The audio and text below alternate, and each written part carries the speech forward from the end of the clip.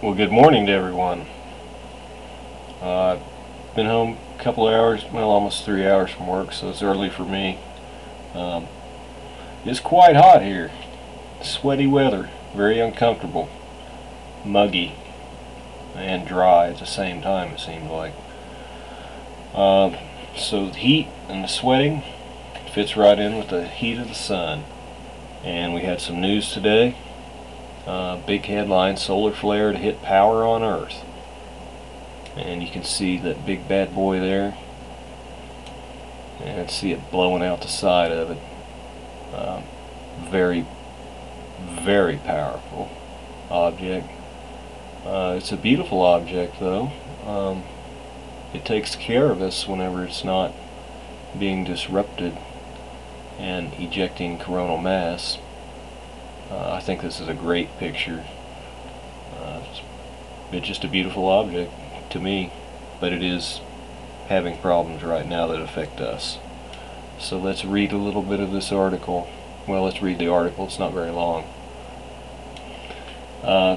It talks about that was an image of a giant solar flare exploding out of the side with such great force that it's threatening to knock out the power supplies on Earth. Not all of them, but knock out power supplies on Earth. The spectacular explosion unleashed a wave of radiation hurtling 92 million miles across space towards us.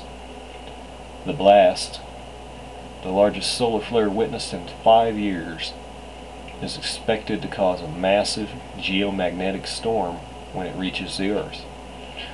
The solar activity could cause some disruptions in power grids. Satellites that operate GPS systems and other devices, and may lead to some rerouting of flights over the polar regions. And this is a very short video that you can click on and watch it blow out the side of it. NASA's Solar Dynamics Observatory captured the massive solar flare early this morning, and effects are expected to be felt on Earth at around 7 p.m. this evening. Bill Murtaugh from the National Weather Service Space Weather Prediction Center said this one was rather dramatic, and they saw the initial flare happening, and he says it wasn't that big, but then the eruption associated with it. We got energy particle radiation flowing in, and we got a big coronal mass injection. And you can see all the materials blasting up from the sun, so it is quite fantastic to look at. Yeah, I'd probably agree it's fun to look at, but I hope we don't experience any of that stuff that was ejected and is expected to affect the Earth. A NASA statement said the large cloud of particles mushroomed up and fell back down, looking as if it covered an area of almost half the solar surface. And we'll go ahead and hit it.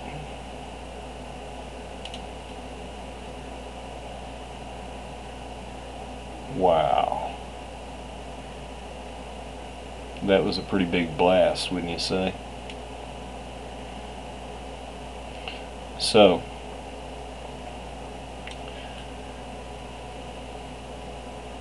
the moon has been looking kind of funny where I live.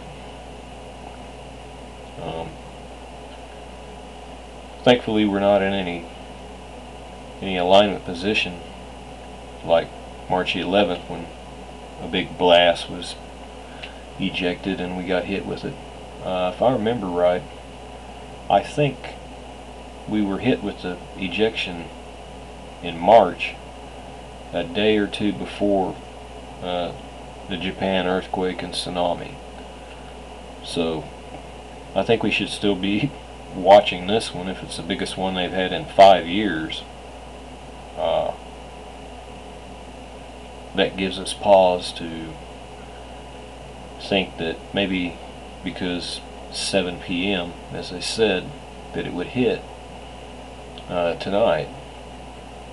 I haven't seen anything here that's been affected. I did notice some on the television where the signal would kind of freeze the picture and intermittently interrupt the live motion flow.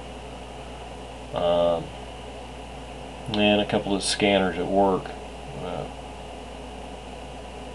they seem to delay a couple of times. Other than that, I don't know of anything. I haven't heard of anything in my town. I didn't see anything, any news reports that was disrupting anything, so possibly over here maybe we're not getting anything. Somewhere else maybe so, or maybe it missed us, and then there's a possibility that it just hasn't got here yet, maybe like March the 9th, 10th, and 11th. So that is what we're looking at now, is seeing if we're getting messed up by this, or if it's hit yet, or what has happened, what has not happened. But let's keep an eye on that, at least for another day or two, just to play it safe.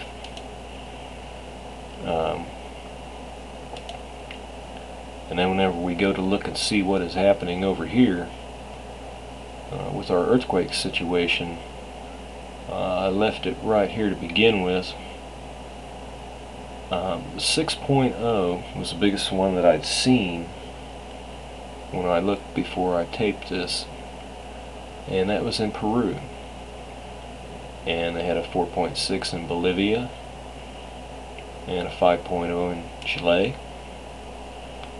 Right around here, some smaller ones the day before in the southern mid-Atlantic ridge and the South Sandwich Islands region, which that was recently 4.7. So there's a little bit of action going on there. And if you move it over here a little bit, Easter Island had one a little over a day ago.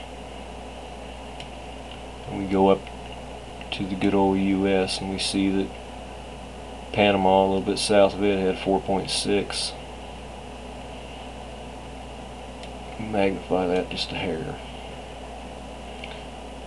And we have a 4.3 near the coast of Nicaragua. We have a little bit of action in Dominican Republic, 3.6. And we got a 5.4 in Mexico. California and their coast and every, well, there's the 4.2 that I made a bulletin on the night that it happened, or the early morning that it happened. It apparently was downgraded to a 3.9. And I have a little bit of something to say about this earthquake here as we go on. But this region here in California, you know, is getting what they usually get, but you can see it's just consistent twos all the way along the coast area here. And then you have a little 2 in Nevada, and then you got a 2.5 in Utah. We can go up to Alaska, and they're getting it. You know, they're getting their share of 2s and 3s. You spin her around and you go over here to Japan. Slighter than the 5 that they usually were above.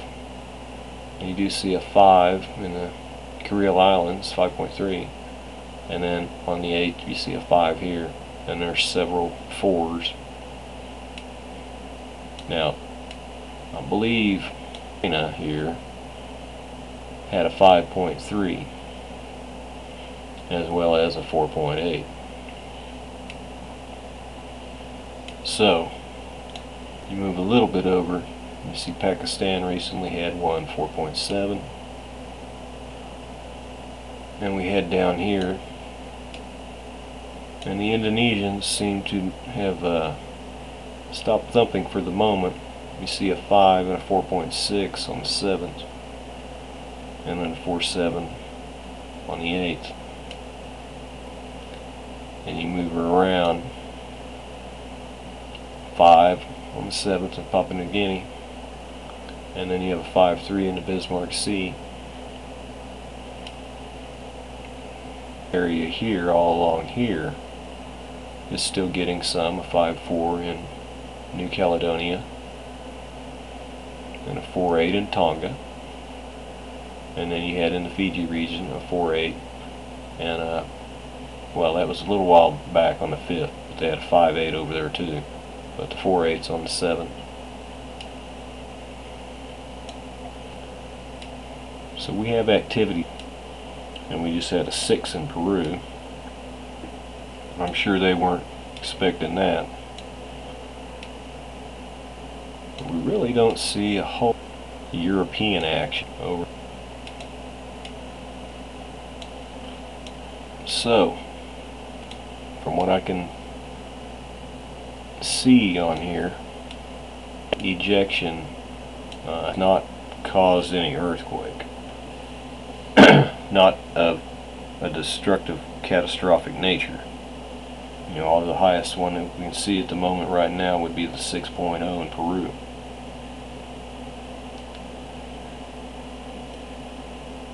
So the combination of planetary alignment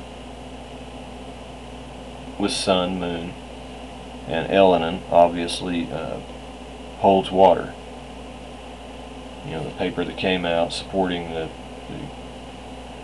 idea that these alignments combined with Elenin and everything do magnify or help out, intensify, or lead to higher 8.0 and greater magnitude earthquakes. So let's see what else we need to take a look at here. And this is a nice little article on the Bilderbergs. Some of the higher ups in the pyramid, although not the top of the pyramid, but they're way up the pyramid.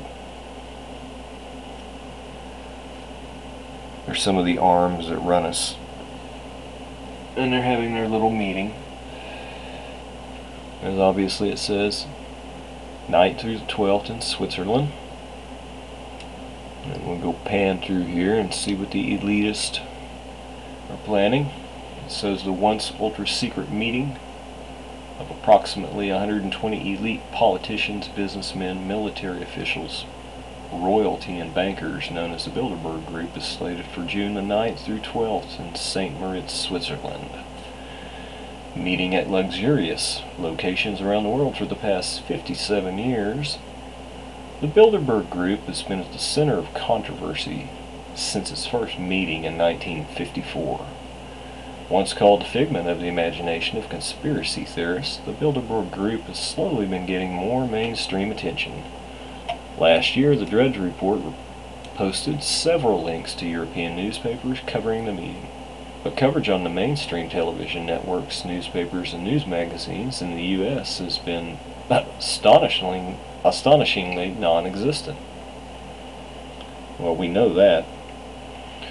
Each year the G20 and G8 forums take place. It's top news around the world, but every single year the Bilderberg Group meets, and there is barely a mention, said Mark Dice, who wants major news outlets to report about the Bilderberg meeting. This is a little video here you can play, and Mark Dice, he's been on the History Channel on Decoded, and he's also been on Alex Jones. I'm sure there's a lot of people that's heard of him. I like him. I think he's an alright guy. He's an independent conservative and author of several books, including The Illuminati, Facts and Fiction, which analyzes the various conspiracy theories surrounding elite secret societies and private organizations such as the Bilderberg Group, while conspiracy theorists such as Alex Jones and self-proclaimed political watchdog Jesse Ventura continue to call the Bilderberg Group out as crafters of the New World Order. Officials defend its true purpose. Earlier in the decade, spokesmen claimed the Bilderberg Group's main focus is on world peace and harmonious globalization. Wow. Harmonious globalization. I guess they want you to think that they can build a utopia for everyone. The Bilderberg Group last held its conference in the United States in 2008 at the Chantilly, Virginia Westfields Marriott. That's nice to know. So, they're meeting now. They're getting ready to have their little world dictatorial secret closed door. Let's talk about how we're going to do this, guys. How are we going to keep taking their money? How are we going to keep trying to crush them? How are we going to keep trying to depopulate them? Where are we going to war next? How much are we going to jack the gas up? Etc. But like I said, there's people above them. I mean, these people got money. But when you talk about Rothschild, I mean, Rothschild dwarfs anybody there that says they got money. Because when you control at least half or more than half of the entire amount of money in the whole world, I think that speaks for itself. Who is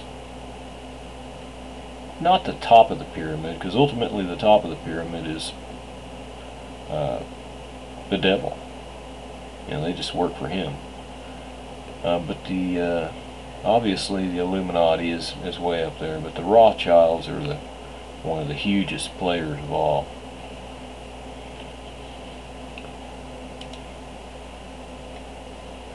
And then we come over here and we look at our radiation model map, and this is the flow of xenon 133, and here's Japan over here. See, it's getting ready to start up again, and you can watch it flow out, and you can see the colorization against the graph of how high the level is. And you can see you've got some red in there over here. It's hard to see, but there's a little bit of that red there, and some when it first emits here. So it's got some of this high level to begin with, and then it moves into the goldish yellowish color.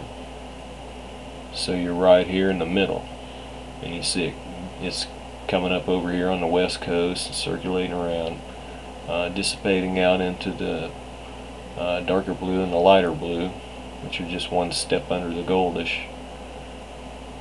So we are getting it. Hopefully this map would, not map, but this model reflects accuracy, that the levels, color-coded levels, are not lower to show us, to make us think whatever it's showing. Hopefully it's pretty accurate. Even if it is showing us lower, if the flow is correct, you can still see that it's plowing it. You know, it's just, even if it's a low level, it's all over. So the next thing I wanted to show was the night that, or the early morning that Missouri had that earthquake. I posted the bulletin, and then I hadn't checked them in a couple of days. I started thinking about HAARP, and I wondered if they were jacking around. And so I went on to look, and I snapped some photos for this video. And I don't know what was going on, really. Maybe. You know what I mean? But you see this date here, 5/7. It's not dated right whenever I clicked on it, and I could not go backward the prior day or anything. It wouldn't advance to you know, if I was on the wrong day by one, or a month or anything. I should have been able to go forward. But every time you did, it would come back on here and have the same thing with the same odd, wrong date.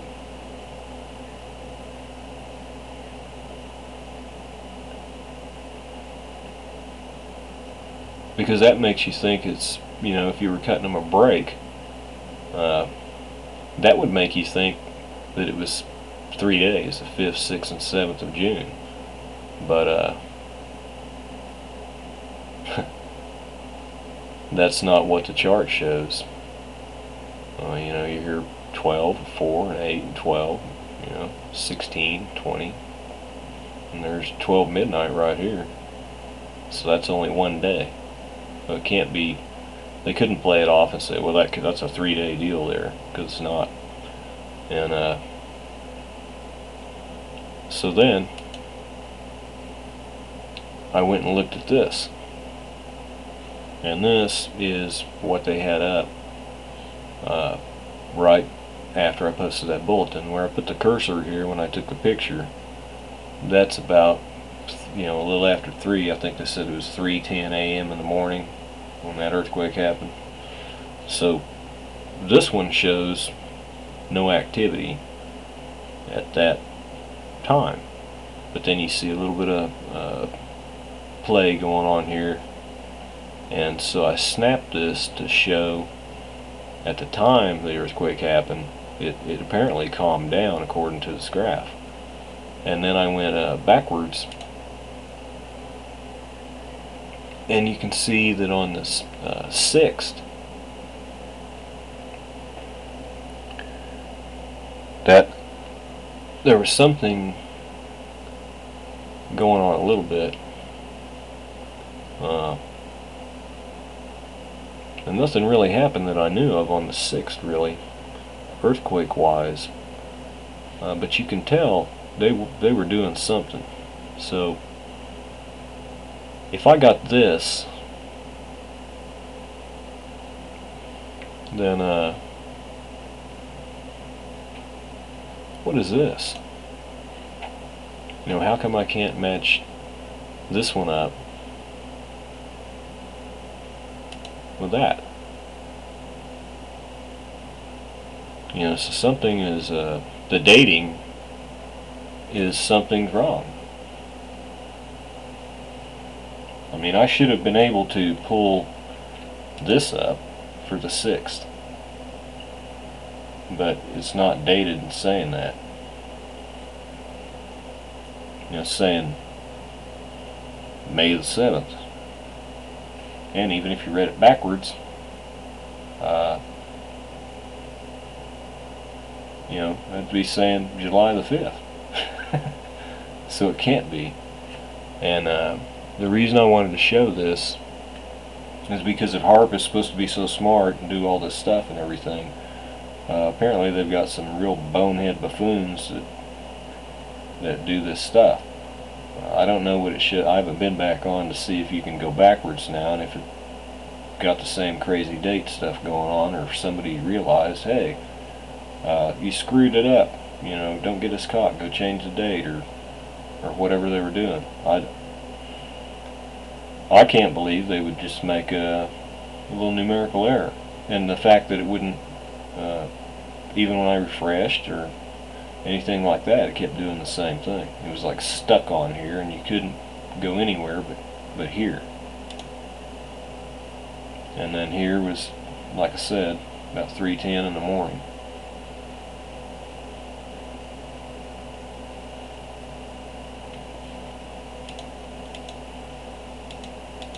And then here, this is 6/6. So you had some activity, and then lulled off right here.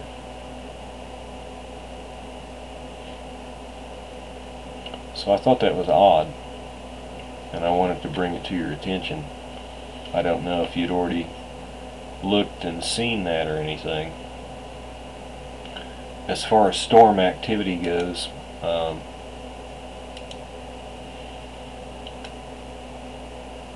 I think right now we're in a drought. I know that.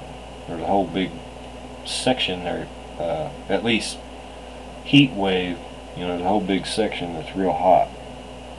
But I know where we're at, we haven't had rain here for a little while, and I have a brother that lives in the southwest corner of the state, right down on the Texas border, and boy, they're dry as a chip down there. They haven't had anything in so long he's forgot whenever they had some. So everyone, I hope you're all doing okay out there. Life's tough. Financially it's tough, you know, and things are getting tougher.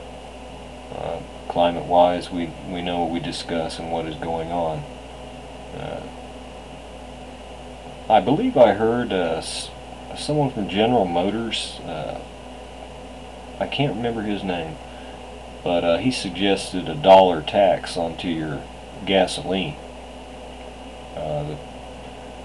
The idea would be to drive you into so much anger about the price of gasoline that you wanted to go out and buy a hybrid. You know, spend your money and maybe buy a Chevy Volt, a General Motors hybrid. That's what I get out of it. There was a lot of angry response about that, at least from what I have seen so far, because there are some people out there know that the American people do not have the money for them to jack $1 more tax. See, he didn't.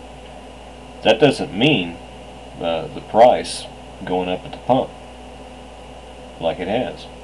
That means stick this tax on top of that price, and then you're still going to get what? You're still going to get an increase in your gas price anyway for what they buy it for, process it, and tell you they got to charge you for it and rip you off.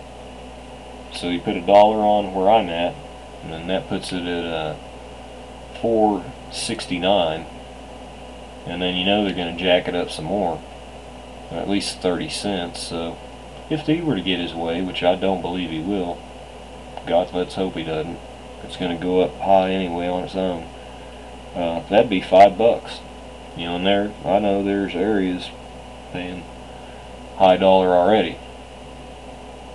In Hawaii, you know, it's really stiff there, and California, pretty stiff there too.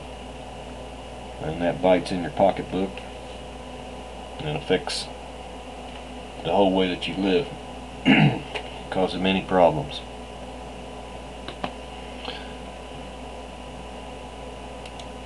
Remember, we're going to be moving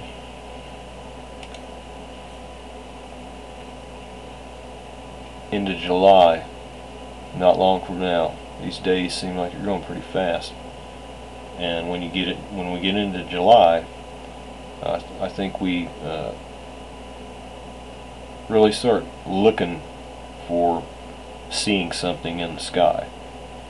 I can't believe it's going to take much longer before everybody in the northern hemisphere is going to be able to see whatever the object turns out to be. If we're getting shots from the southern hemisphere, and if it's moving up, then there's got to be a time whenever it appears to where we can see it. So I haven't, you know, in the daytime skies or anything, I haven't seen anything. I took a few shots of the sun, and I looked at them. I couldn't see anything on my sun shots, but you all have different cameras, different lenses, different zooms, light filters, etc. But it's there. I'm sure of it's there, and we all know it is.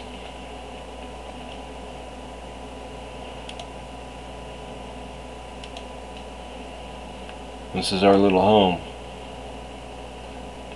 and right now this is all flooded. It's all wet. FEMA's all over the place. Tornadoes tore everything up in these states, you know, all over in this region.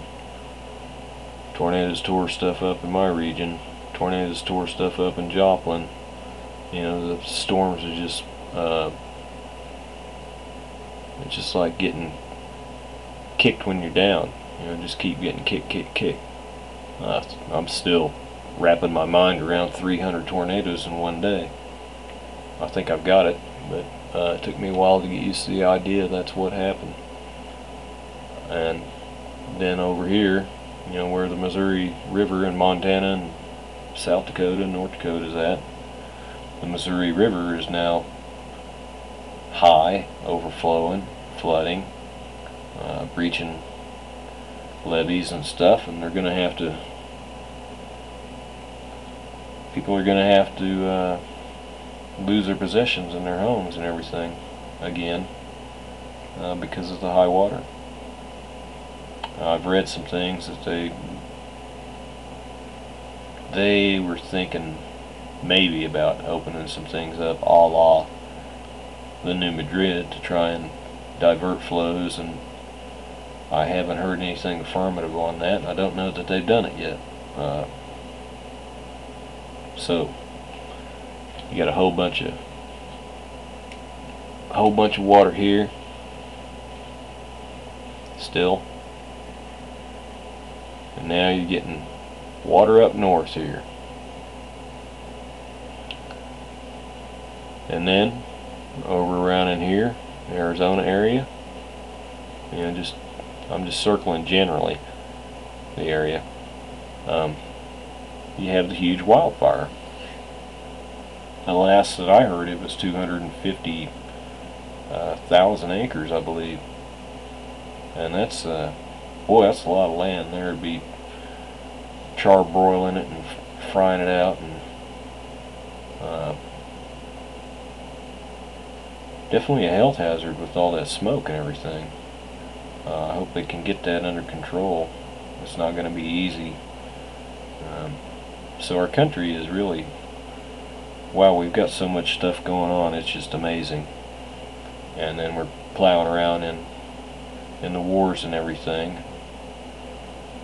NATO just did a big, I believe it was the NATO forces that did it, just did a big round of bombing, and Gaddafi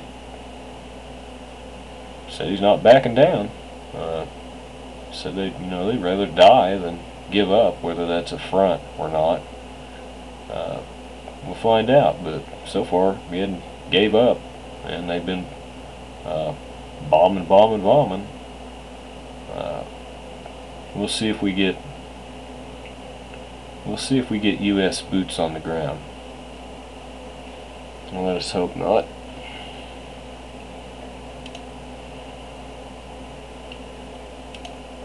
So I want everyone to be safe. If you live in a hot area like I do, spend a lot of time outdoors or anything, drink plenty of water, because it'll dehydrate you quick, and you don't want to get overheated and have heat exhaustion or a heat stroke or anything like that.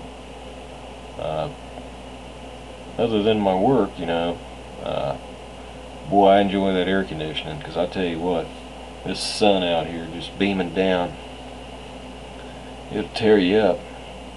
Well, let's hope we don't get torn up by the coronal mass ejections. I believe they said it was, it didn't actually come directly at us, so it may have glanced off. Maybe a small area may have got some effect by it, or maybe it missed. But whatever it was doing, they were expecting to get something out of it. So if it missed us, and they thought it was going to miss, they were still expecting to catch a lot of stuff from it.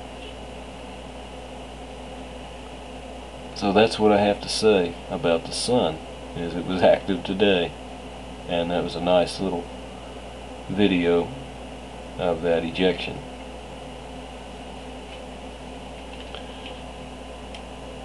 That's really all that I have right now,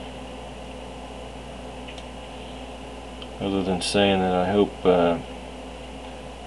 each and every one of you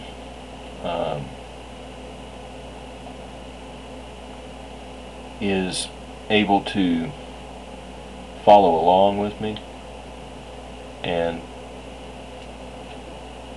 keep up with everything going along, because it's all tying in. This sun, something aggravated it.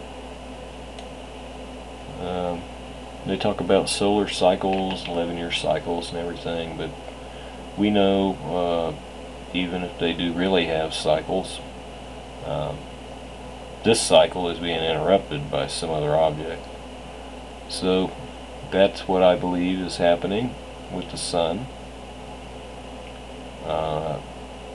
I believe on top of this being what they say probably a cycle year of activity going into next year, if we can get to next year, it just amplifies it. So we can expect more of that. We know what September includes. So everyone try to be safe. That's what I can say. Because when I talk to you, I really am talking to you. And I care about every one of you. I'm trying to put things out there to make you think. Because the more you think, the more you can understand, and it's helpful to you to understand. There's a lot of people that don't understand. I talk to them every day, and it amazes me that you could put everything flat out right there, and they just don't seem to. It's not that they don't get it, it's just that they disagree so much with it that they flat out reject it, and then after they reject it, they eject it away, like in one ear, out the other ear. They may compartmentalize it and stick it away somewhere for a useful time when they may need it. But there's just a lot of people know something is wrong. They know something is really wrong. But when you bring all this stuff to them and everything, they don't seem, a lot of them, to want to say, yes, this is what's wrong. This is why. They are very trusting in the wrong things. I hate to call them sheeples, but it actually does look like they are led by other information that they trust more. I don't know if it's because they don't go into their self, or what are they doing. But I'm trying as hard as I can to turn as many people's minds as I can in their heart. Because as I also care about the people that listen to me, I want everyone to know that whenever I say something, it's from my heart. I don't know if I ever have spoken about honesty, but I try, to the best of my knowledge, to tell you things that are real.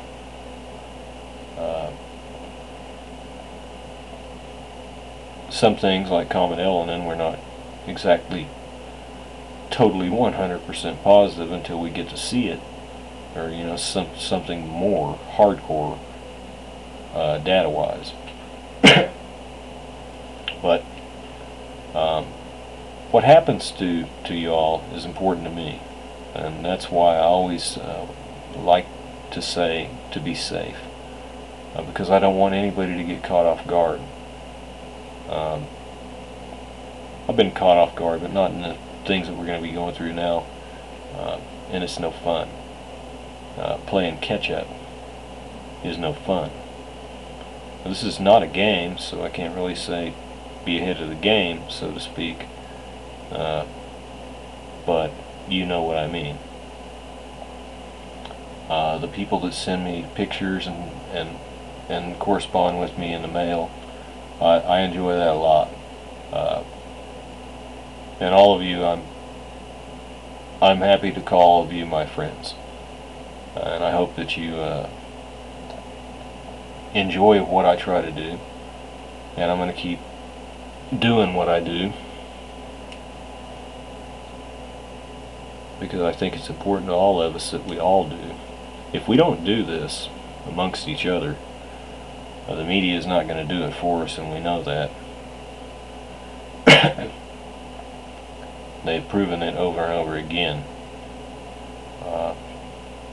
So there is no one.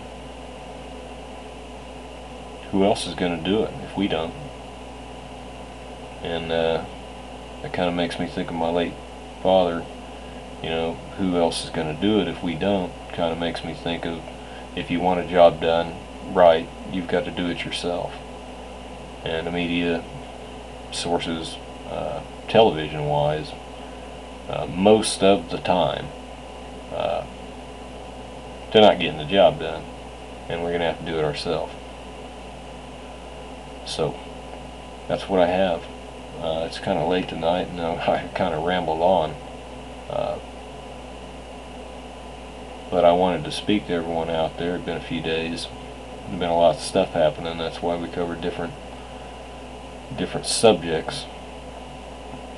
I'm looking at some stuff about Obama right now and the economy, and unless other things transpire in the next few days, I got some things about the economy that I want to say that I think is probably more than likely going to occur. So until I talk to y'all, I hope the Lord blesses you and watches over you and brings goodness into your life. If you're having a hard time or anything, I hope He makes your times easier. If you're sad, I hope He brings happiness. If there's something you need, there's some help that you need, I hope that He gives it to you.